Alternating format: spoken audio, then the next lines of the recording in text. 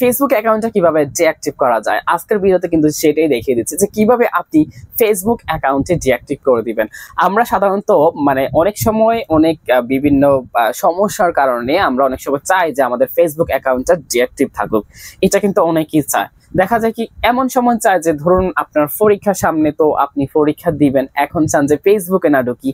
এই মুহূর্তে আপনার কি করবেন, অবশ্যই ফেসবুকটা ডিঅ্যাক্টিভ করে রাখবেন। এক্ষেত্রে ফেসবুকের কোনো কিছু আর আপনার কাছে আসবে না, আপনি যে ফেসবুকে নাই এটা সবাই বুঝবে।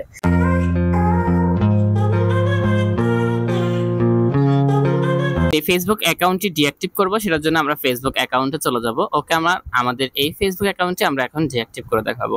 তার জন্য জাস্ট আমরা এখান থেকে আমাদের যেই লাইন বা এখানে যেই প্রোফাইল আইকনটা রয়েছে জাস্ট আমরা এখানে ক্লিক করব।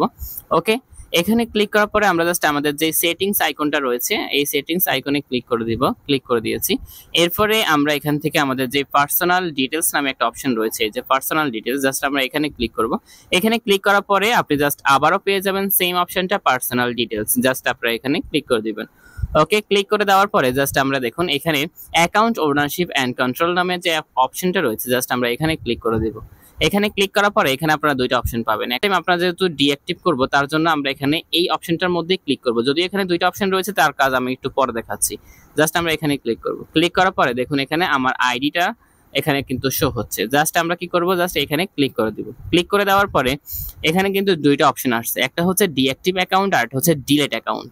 তো যেহেতু আমরা এটা ডিঅ্যাক্টিভ করব, আমরা ডিলিট করব না। ডিলিট করলে কিন্তু আমাদের পুরো অ্যাকাউন্টটাই কিন্তু ডিলিট হয়ে যাবে। তো যার জন্য আমরা জাস্ট ডিঅ্যাক্টিভ করবো, তাতে কিছুদিন পরে আমরা চাইলে আবার এটাকে লগ ইন করে রাখতে পারবো। তো এই জন্য আমাদের টিকমার্কটা অবশ্যই এখানে যেন থাকে ডিঅ্যাক্টিভে।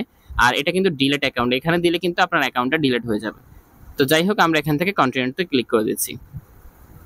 ক্লিক করে দেওয়ার পরে তারা বলছে আমার এই ফেসবুক এর আন্ডারে একটা পেজ রয়েছে, এই পেজটাও কি ডিঅ্যাক্টিভ হবে কিনা।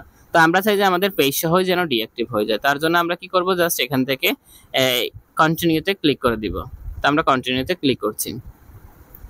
ক্লিক করার পর আমার ফেসবুকের যে পাসওয়ার্ডটি রয়েছে সেই পাসওয়ার্ডটি তারা এখানে দিতে বলছে। তো আমি পাসওয়ার্ডটা দিয়ে দিচ্ছি।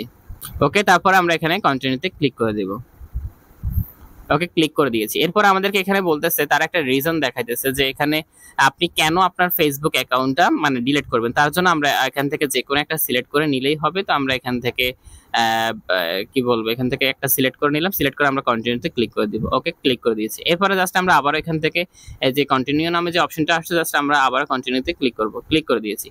এরপরে এখানে একটা গ্রুপও কিন্তু রয়েছে, এই যে দেখুন এখানে একটা গ্রুপ রয়েছে। তো গ্রুপটাও কিন্তু চলে আসছে। যাই হোক, আমরা সবকিছু মিলাই করব। তার জন্য এখানে দেখুন ডিঅ্যাক্টিভ মাই অ্যাকাউন্ট নামে কিন্তু একটা অপশন রয়েছে, ডিঅ্যাক্টিভ মাই অ্যাকাউন্ট। এখন যদি আমি ডিঅ্যাক্টিভ মাই অ্যাকাউন্টে ক্লিক করি, ক্লিক করার সাথে সাথে কিন্তু আমার অ্যাকাউন্টটা ডিঅ্যাক্টিভ হয়ে যাবে। ডিঅ্যাক্টিভ হওয়ার পর আপনাকে সরাসরি লগ আউট হয়ে আপনার ফেসবুকের যেখান থেকে আমরা লগ ইন করি, মূলত জিমেল এবং পাসওয়ার্ড দিই, ওখানে আপনাকে নিয়ে যাবে একদম শুরুতে।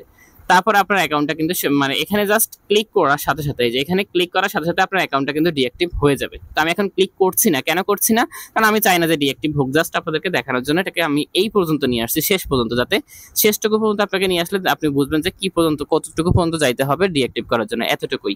এখানে এখন ডিঅ্যাক্টিভ মাই অ্যাকাউন্টে ক্লিক করার সাথে সাথে আমার অ্যাকাউন্টটা কিন্তু ডিঅ্যাক্টিভ হয়ে যাবে। হ্যাঁ, এরপরে আপনি যখন এই ফেসবুকটা আবার যখন আপনার ইমেল এবং পাসওয়ার্ড দিয়ে আপনি যখন আবার লগ ইন করবেন, লগ ইন করলে তখন আবার এটা অ্যাক্টিভ হয়ে যাবে। এইটুকু পর্যন্ত আপনার অ্যাকাউন্টটা ডিঅ্যাক্টিভ থাকবে। ডিঅ্যাক্টিভ বলতে কি বোঝায় এখানে আমি আপনাদেরকে একটু বুঝিয়ে দিচ্ছি। ডিঅ্যাক্টিভ বলতে আপনার অ্যাকাউন্টটা কিছুদিনের জন্য, আপনি যতদিন পর্যন্ত চান যে অ্যাকাউন্টটা এইভাবেই থাকুক, লগ ইন না করা পর্যন্ত, ততদিন এটা ডিঅ্যাক্টিভ থাকবে। এবং ওই সময়কালীন আপনার ফেসবুকটা কেউ সার্চ করেও খুঁজে পাবে না, আপনার ফেসবুকে কোনো পোস্ট কোনো কিছুই কেউ দেখবে না। আপনার যে একটা আইডি আছে ফেসবুক, এটাই কেউ বুঝবে না। আপনার ফেসবুক আইডির কোনো কিছুই খুঁজে পাওয়া যাবে না আর ফেসবুকে, যতদিন পর্যন্ত না আপনি আবার লগ ইন করছেন।